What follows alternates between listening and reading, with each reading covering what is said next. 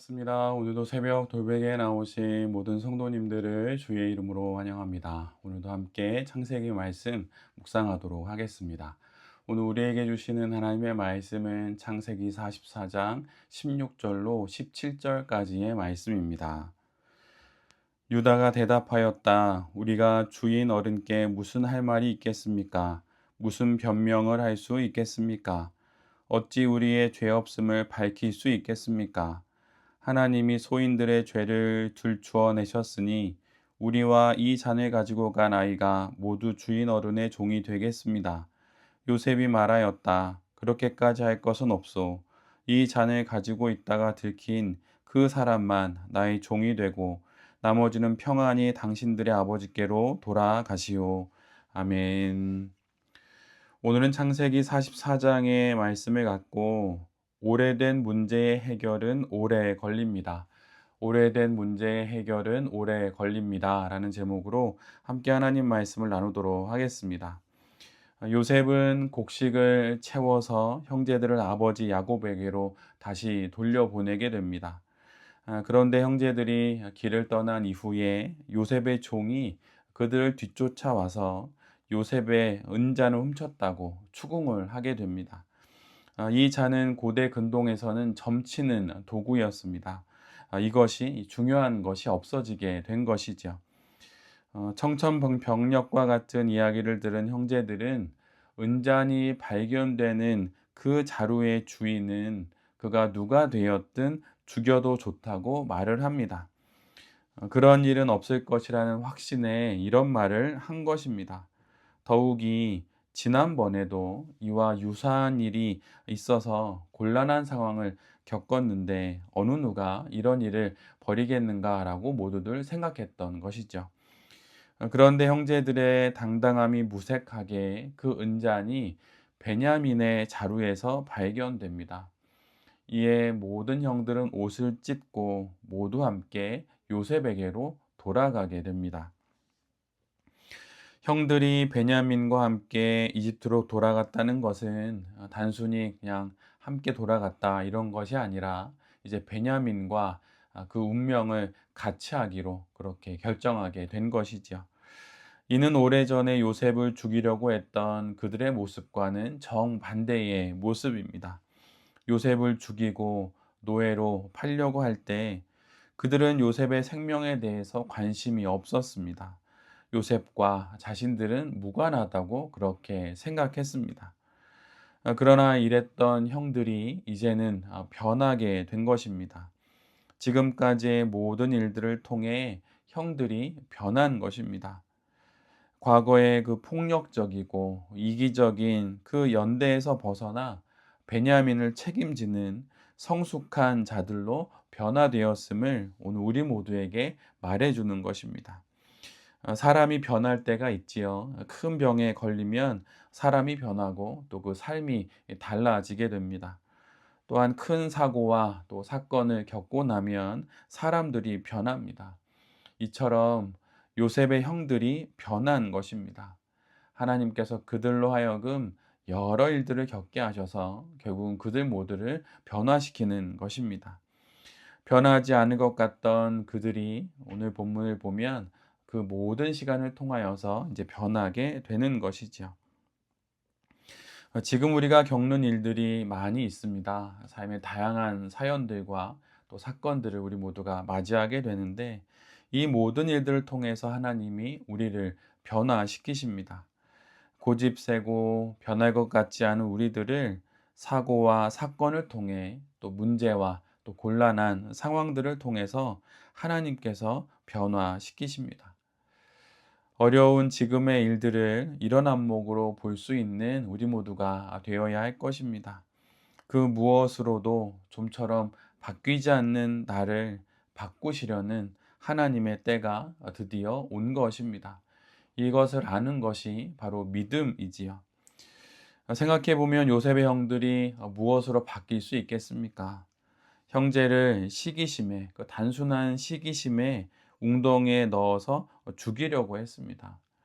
요셉이 형들에게 위해를 가한 것도 없고 폭력을 행사한 것도 없습니다. 눈치 없고 철없는 어린아이가 자기 꿈 이야기를 했던 것이고 아버지의 비뚤어진 편애를 받았을 뿐입니다. 그런데 그런 동생을 죽이려 하지요.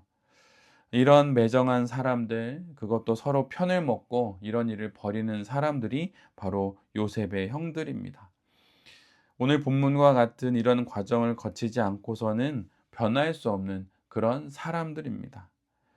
오래된 그들의 마음속에 있는 영적인 고질병과 같은 이런 문제들을 하나님께서 해결해 주시는데 오늘 본문에서처럼 20여 년의 세월이 걸려서 결국은 그들을 고쳐내시는 것입니다. 이러한 일들을 하나님께서 우리에게 하십니다. 그러니 우리가 맞이하고 있는 여러 사고와 또 사건과 사연들을 이러한 안목으로 바라볼 수 있는 그런 믿음을 갖는 우리 모두가 되어야 할 것입니다. 요셉 앞에 잡혀온 다시 돌아온 형제들은 요셉의 추궁을 맞이하게 됩니다. 요셉은 자신 앞에 돌아온 형제들을 추궁합니다. 그러자 유다가 나서서 이해할 수 없는 이 상황을 놓고 변명할 말이 없음을 인정하고 모두가 함께 요셉의 노예가 되겠다고 자청합니다. 하지만 요셉은 냉정하게 베냐민만 노예로 삼고 나머지는 돌려보내겠다고 선언합니다. 사태는 점점 심각해져 갑니다. 그 어떤 말로도 설명하거나 이해시킬 수 없는 상황으로 점점 빠져들게 되는 것이죠. 만약 베냐민마저 노예로 팔려가게 된다면 형제들은 요셉에 이어서 또다시 동생을 팔아넘기는 그런 형제들이 되는 것입니다. 어떻게든 이 상황을 해결해야 하는데 그 해결책이 보이지를 않습니다. 상황이 풀리는 듯 하다가 다시 복잡해지고 또다시 풀렸다가 결국은 더 복잡해집니다. 왜 이렇게 이런 일들이 이런 방향으로 진행되는 것일까요? 그것은 형제들의 삶 깊은 곳에 자리하고 있는 그 마음까지 들춰내어서 그들을 고치기 위한 하나님의 계획인 것입니다. 그리고 이전에 자신들이 저지른 요셉을 노예로 팔아넘긴 그 일을 회개케 하기 위함입니다. 오늘 본문을 보면 형제들 중에 유다가 앞으로 나서서 요셉에게 말을 합니다. 그 말 중에 이런 문장이 있습니다. 하나님이 소인들의 죄를 들추어 내셨습니다.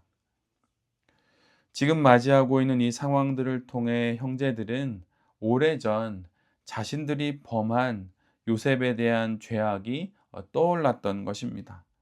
아무도 모르리라 생각했던 그 죄를 하나님은 아시고 계셨다라고 하는 것을 그들이 비로소 고백하게 된 것이지요. 그리고 숨겨진 그 죄를 회개하지 않고는 언약의 공동체를 세울 수 없다는 것을 하나님께서 그들에게 일깨우시는 것입니다.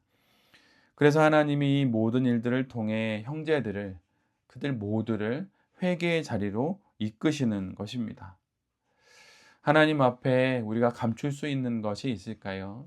나만 알고 있고 우리만 알고 있는 그런 일들이 있겠습니까? 그런 건 전혀 없습니다. 결코 없습니다. 하나님은 모든 것을 알고 계십니다. 그러기에 감추려 하지 말고 서둘러서 회개하는 것이 지혜로운 것입니다. 아무도 모른다고 할 때 하나님은 아십니다. 세월이 흐른 뒤에도 하나님은 반드시 우리의 죄를 들추어 내셔서 회개케 하시고 그 죄에서 해방하여 거룩한 인생을 살아가게 하시는 그런 분이십니다. 죄는 숨기는 것이 아니라 드러내서 회개해야 그 죄가 끝나는 것입니다. 하나님 앞에 드러낼 때 비로소 우리가 살 수 있습니다. 죄를 드러내야 그 죄는 비로소 사라지게 되는 것입니다. 하나님이 들추어내시기 전에 스스로 하나님 앞에 드러내어서 다시 신실한 신앙 인생을 살아가게 되는 우리 모두가 되어야 할 것입니다. 새벽 돌베개의 모든 성도님들과 또 이 말씀을 전하는 제 자신이 이런 인생을 살아갈 수 있게 되기를 간절히 기도드립니다. 아멘. 함께 기도하겠습니다. 주님, 오래된 문제의 해결은 오래 걸린다는 사실을 기억하고 하나님이 고치시려 하실 때 모든 것을 맡기고 그 과정을 지나가는 우리 모두가 되게 하여 주시옵소서. 주님, 하나님께서 죄를 들추어내시기 전에 먼저 하나님께 드러내어 죄를 해결받는 우리 모두가 되기를 원합니다. 그런 순전한 그런 신앙 인생을 살아갈 수 있도록 주여 오늘도 우리를 인도하여 주시옵소서. 이 모든 말씀 예수 그리스도의 이름으로 기도드립니다. 아멘.